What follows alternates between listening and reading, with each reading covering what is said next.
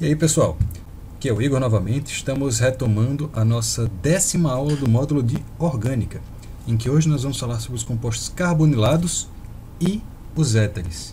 Que fique bem claro, gente, os éteres não são compostos carbonilados, mas eles vão fazer parte do conteúdo dessa aula, tudo bem? E o que é tal composto carbonilado? O composto carbonilado é aquele que apresenta a carbonila. E o que é a carbonila, pessoal? A carbonila é basicamente um carbono que faz uma ligação dupla com o oxigênio. E ele não apresenta outra ligação nem com oxigênio nem hidrogênio. Então aqui pode ter, por exemplo, um carbono, aqui pode ter um hidrogênio e fecha. Tudo bem? Então, dos compostos carbonilados a gente tem dois, os aldeídos e as cetonas. E eu vou falar um pouquinho para vocês o seguinte, vai ficar um pouco abstrato, mas acompanhe. Nos aldeídos a gente vai ter a cadeia, e essa cadeia vai estar ligada a um carbono que tem uma dupla com oxigênio, seja lá o que for. E as cetonas, gente, elas são um pouquinho diferentes. Deixa eu até dar o zoom para desenhar aqui. A gente vai ter uma parte da cadeia que vai estar ligada a um carbono, que vai estar ligada a outro pedaço de cadeia, e nesse carbono aqui a gente vai ter uma dupla com oxigênio. Tudo bem? E a terminação dos aldeídos seria em -al, enquanto a terminação da cetona seria em -ona. Tranquilo? Vamos dar uns exemplos para ficar um pouco menos abstrato? Imagine que a gente vai ter o seguinte, esse composto daqui.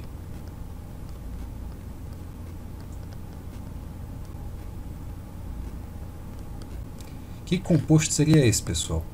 Vamos lá. Primeira coisa que a gente faz, a gente conta os carbonos. Temos 1, 2, 3, 4, 5, 6. Isso aqui é um carbono, gente, esse pedacinho? Não. É uma ponta vazia que está ligada com oxigênio. Então, se ele tem 6, a gente sabe que ele vai ser um X. Tem alguma ligação dupla entre os carbonos? Não. E não caiu na pegadinha, gente. Essa ligação é com o oxigênio. Então, só tem ligação simples, AN. E ele tem um carbono fazendo uma dupla com oxigênio, que é a carbonila. E ela está onde, gente? Ela está na ponta. E olha aí o que o aldeído faz. Então, o aldeído, gente, ele vai estar sempre numa ponta. Ele está sempre ali no cantinho. Esse aqui seria o nosso hexanal. Ok? E o que acontece se por acaso a gente tiver alguma ramificação? Por exemplo, se nós tivéssemos uma coisa assim. A gente tem que identificar a cadeia mais longa, a cadeia principal. Então vamos lá. Poderíamos ter 1, 2, 3, 4, 5, ou 1, 2, 3, 4, 5, 6. Tranquilos? Então o que vai estar acontecendo? A nossa numeração vai começar daqui. 1, 2, 3, 4, 5, 6. Então o que a gente faz? A gente só tem que continuar vendo agora qual que é o nosso radical e qual que é o nosso grupo funcional. A gente consegue perceber que aqui na cadeia principal deixou uma ramificação que tem quantos carbonos, gente? Tem 2, né? Então, se ele tem 2 carbonos, ele vai ser um etil. E ele está em qual carbono da cadeia principal? Está no segundo. Então ele vai ser o 2-etil-hexanal. Tudo bem? E, gente, necessariamente essa dupla com oxigênio, ela tem que ser ali na ponta? Não, né? Por quê? O oxigênio, para fazer uma dupla, ele tem que ter 2 ligações. Um carbono pode fazer até 4. Então ele pode ter em qualquer lugar. Vamos ver o que aconteceria, por exemplo, se a gente comparar essa cadeia com uma outra. 1, 2, 3, 4, 5, 6. Temos aqui então os 6 carbonos. Mas, por exemplo, aqui eu vou colocar a dupla com oxigênio. Então vamos lá. Temos 6 carbonos. Então seria X. Tem ligação dupla entre os carbonos? Não. AN. E tem uma carbonila, que a gente tem aqui um oxigênio fazendo dupla com carbono. Mas ele está no meio? Aliás, está. Exatamente isso. Ele está no meio. Ele está na ponta? Não.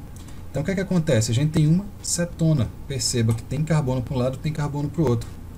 Então essa aqui seria a hexanona. E por acaso, teria diferença entre isso daqui E se eu mudasse a posição aqui do oxigênio, se eu colocasse ela, por exemplo, aqui,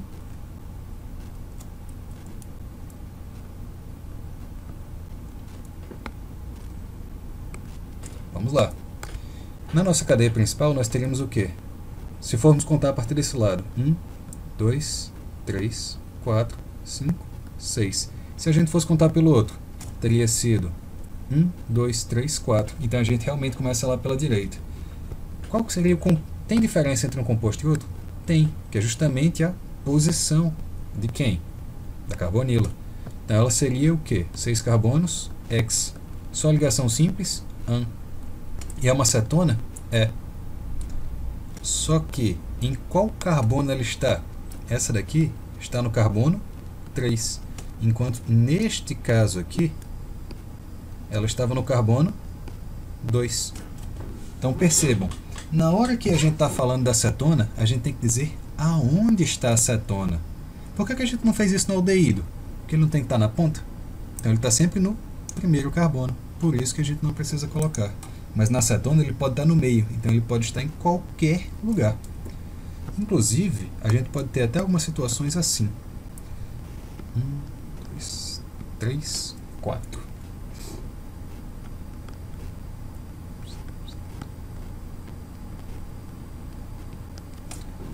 E aí, como é que a gente dá o nome disso? Primeiro a gente descobre que tem 4 carbonos.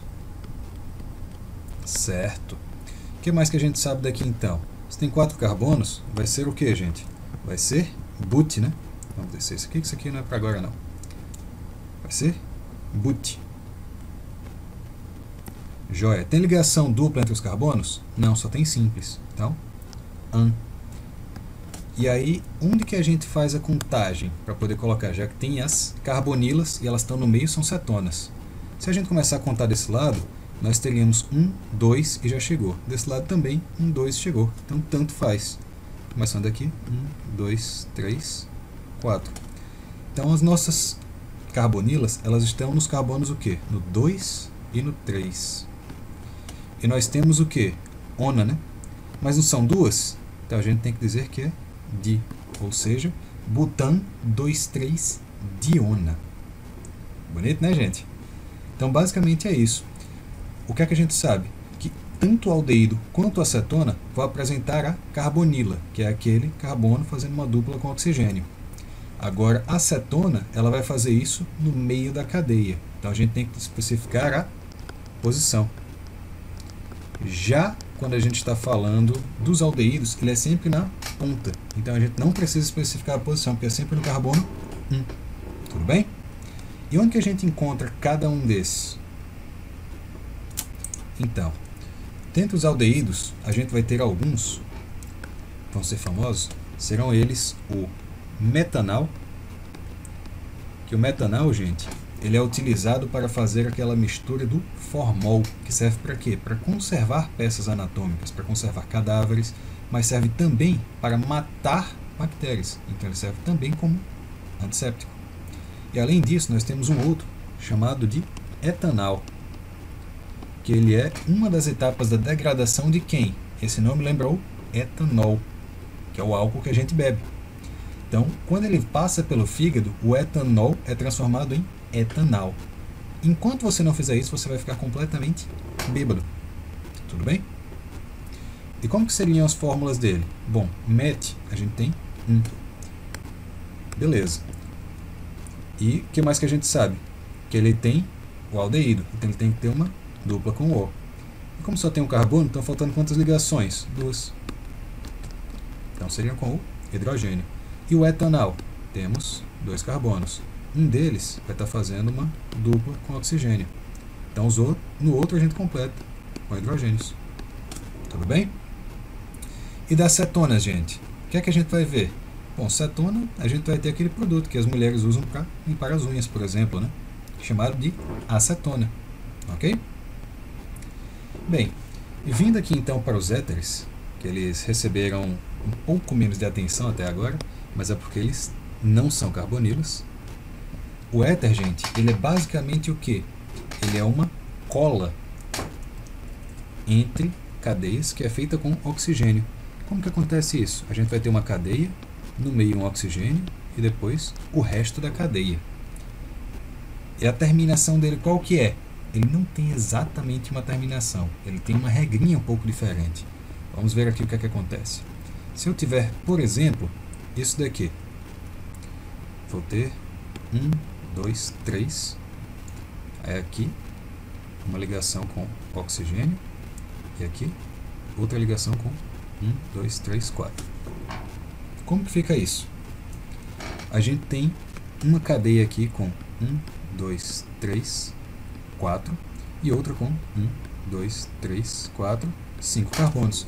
E vocês percebem que justamente esse oxigênio que está dando a cola entre uma coisa e outra, então isso quer dizer que ele é um éter. Como que a gente faz para dar nome aos éteres? Tem duas maneiras, tem a usual e tem a oficial. O que é que vai estar acontecendo? Para isso a gente tem que identificar a cadeia menor e a cadeia maior.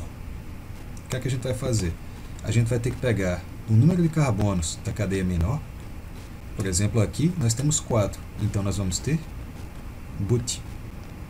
A gente coloca no meio oxi e depois a gente coloca o nome do hidrocarboneto formado pela cadeia maior. E nós temos 1, 2, 3, 4, 5, então ele seria pent. Ele tem ligação dupla entre os carbonos, gente? Não. Então, pentano. O nome disso, então, seria butoxipentano. Percebam que não é por ordem alfabética, apesar de ter sido. A ordem dos nomes é pelo tamanho das cadeias. A gente sempre pega a menor quantidade de carbonos, coloca o oxi, depois coloca uma maior. Tudo bem? A outra possibilidade seria a gente fazer pelo nome usual, em que o que é que acontece? A gente vai ter a pequenininha, que nós vamos acompanhar de il, ou seja, como se ele fosse uma ramificação. E depois nós vamos dar um espacinho e vamos colocar um ílico para a cadeia maior. Então, qual que seria o nome daqui? Ele seria o butílico, pentílico. Mas simplesmente isso é estranho. É porque a gente tem que especificar que é um éter butil pentílico. Tudo bem? Vamos fazer mais um exemplo para dar uma olhada como é que ficaria. Se a gente tiver esse daqui, 1, 2, 3, 4, 5, oxigênio, 1, 2, 3. Então, quantos carbonos a gente tem de cada lado? Aqui nós temos 1, 2, 3, 4, 5. Desse outro lado nós temos 1, 2, 3. Então qual que seria o nome oficial dele? Daí o PAC. Ele seria o quê? O nome da menor. Tem 3, então seria prop. Aí nós colocamos o oxi, já que é um éter. E depois nós colocamos o hidrocarboneto maior, que ele tem 5 carbonos, então pentano. Ou seja, seria o propoxipentano. E qual que seria o nome usual dele? Ele seria o éter propil pentílico.